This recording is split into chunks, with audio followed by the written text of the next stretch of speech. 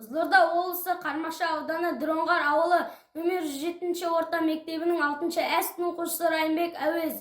Абай Құнанбаев ғылым таппай мақтанба, ғылым таппай мақтанба, орын таппай баптанба, құмарланып шаттанба, ойнап босқа күлуге. 5 нәрседен қашық бол, 5 нәрсеге асық бол. Адам болам десеңіз, тілеуің ау өмірің алдыңда, оған қайғы жесеңіз. Өсек өтірік мақтаншақ, еріншек бекер мал шашпақ, 5 дұшпанын білсеңіз.